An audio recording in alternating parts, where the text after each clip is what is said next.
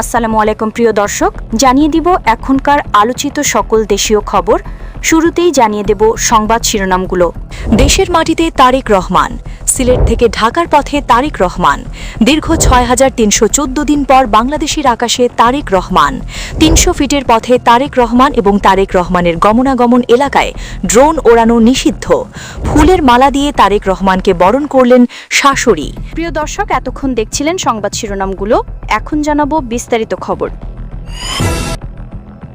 দেশের মাটিতে তারেক রহমান, অবশেষে মাতৃভূমিতে পৌঁছালেন বিএনপির ভারপ্রাপ্ত চেয়ারম্যান তারেক রহমান।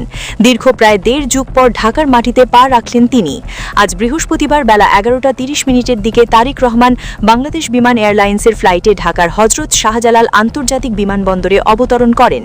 সেখানে বিএনপির মহাসচিব মির্জা ফখরুল ইসলাম আলমগীরের নেতৃত্বে দলের স্থায়ী কমিটির সদস্যরা তাকে স্বাগত জানান। এ সময় তার সঙ্গে ছিলেন স্ত্রী ডক্টর জুবাইদা রহমান এবং মেয়ে ব্যারিস্টার জাইমা রহমান। বিমানবন্দর থেকে বের হয়ে ঢাকার ৩০০ ফিট সড়কে দলের আয়োজিত গণসংবর্ধনা সম্মেলনে যাবেন তারেক রহমান। সেখানে তিনি নেতাকর্মীদের উদ্দেশ্যে ভাষণ দেবেন। এরপর তারেক রহমান মায়ের সঙ্গে দেখা করতে সরাসরি বসুন্ধরার এভার কেয়ার হাসপাতালে যাবেন। সিলেট থেকে ঢাকার পথে তারেক রহমান। সিলেটের ওসমানী আন্তর্জাতিক বিমানবন্দর থেকে ঢাকার পথে সরাসরিভাবে রওনা হয়েছেন বিএনপির ভারপ্রাপ্ত চেয়ারম্যান তারেক রহমান। সিলেটে প্রায় ১ ঘণ্টার ব্রাউন্ড টার্ন অ্যারাউন্ডের পর বেলা ১১টা ১০ মিনিটে ঢাকার উদ্দেশ্যে যাত্রা করেন তারেক রহমানবাহী বাংলাদেশ বিমান এয়ারলাইন্সের ফ্লাইট। এর আগে ৯টা ৫৮ সিলেটের ওসমানী আন্তর্জাতিক বিমানবন্দরে অবতরণ করে ফ্লাইটটি।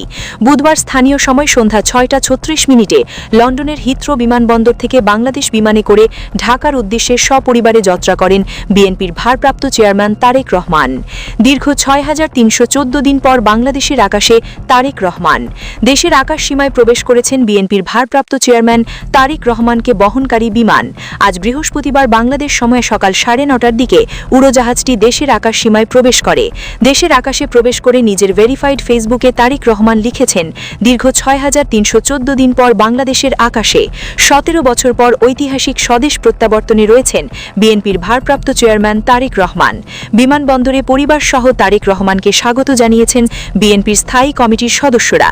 সারা দেশ থেকে লাখ লাখ নেতাকর্মী অপেক্ষা করছেন রাজধানীর ৩০০ ফিট এলাকায়। ৩০০ ফিটের পথে তারেক রহমান এবং তারেক রহমানের গমনাগমন এলাকায় ড্রোন ওড়ানো নিষিদ্ধ। বিমানবন্দর থেকে সংবর্ধনা স্থানের পথে রওনা দিয়েছেন তারেক রহমান। লাল সবুজের বুলেট প্রুফ মিনি বাসে চড়ে রওনা করেছেন তিনি। এর আগে বেলা ১৫:১২টায় তাকে বহনকারী বাংলাদেশ বিমান এয়ারলাইন্সের বোয়িং ৭৮৮ ড্রিম লাইনারের ফ্লাইট BG-202 হজরত শাহজালাল আন্তর্জাতিক বিমানবন্দরে অবতরণ করে। বিমানবন্দরে তারেক রহমানকে স্বাগত জানান বিএনপির শীর্ষ নেতারা। সেখানে সংশ্লিষ্ট আনুষ্ঠানিকতা শেষে তিনি রাজধানীর পূর্বাচল ৩০০ ফিট এলাকায় আয়োজিত এক সংবর্ধনা অনুষ্ঠানে অংশ নেবেন। এই অনুষ্ঠানে তিনি দেশবাসীর উদ্দেশ্যে বক্তব্য রাখবেন বলে জানিয়েছেন বিএনপির স্থায়ী কমিটির সদস্য সালাউদ্দিন আহমেদ। সংবর্ধনা অনুষ্ঠান শেষে তারেক রহমান রাজধানীর এভার কেয়ার হাসপাতালে চিকিৎসাধীন অবস্থায় থাকা তার মা এবং সাবেক প্রধানমন্ত্রী বেগম খালেদা জিয়ার সঙ্গে সাক্ষাৎ করবেন। দীর্ঘ ১৭ বছর পর দেশে ফেরায় তার গমনাগমন এলাকায় সব ধরনের ড্রোন ওড়ানো নিষিদ্ধ করেছে ঢাকা মহানগর police. DMP commissioner Sheikh Mohammad Sajjad Ali স্বাক্ষরিত এক গণবিজ্ঞপ্তিতে জানানো হয়, জনসংরক্ষার স্বার্থে ২৫শে ডিসেম্বর থেকে পরবর্তী নির্দেশনা না দেওয়া পর্যন্ত এই নিষেধাজ্ঞা কার্যকর থাকবে। ফুলের মালা দিয়ে তারেক রহমানকে বরণ করলেন শাশুড়ি। দীর্ঘ ১৭ বছর পর দেশের মাটিতে পা রাখা বিএনপির ভারপ্রাপ্ত চেয়ারম্যান তারেক রহমানকে ফুলের মালা দিয়ে বরণ করেছেন তার শাশুড়ি সৈয়দা ইকবাল মান্দো বানু।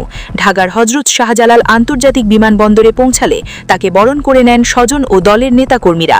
বৃহস্পতিবার বেলা ১৫:১২টার দিকে তারেক রহমান ও তার সফর সঙ্গীদের বহনকারী বিমানটি অবতরণ করলে জুবাইদা রহমানের মা সৈয়দা ইকবাল মান্দো বানু তাকে ফুলের মালায় বরণ করে নেন। টেলিভিশন ফুটেজে এই আবেগঘন দৃশ্য দেখা যায়। প্রিয় দর্শক, এই ছিল এখনকার গুরুত্বপূর্ণ নিউজ। আরও গুরুত্বপূর্ণ নিউজ নিয়ে ফিরছি কিছুক্ষণের মধ্যে। নিউজগুলো সবার আগে দেখার জন্য এই চ্যানেলটি সাবস্ক্রাইব করে আমাদের সাথে থাকুন। ধন্যবাদ।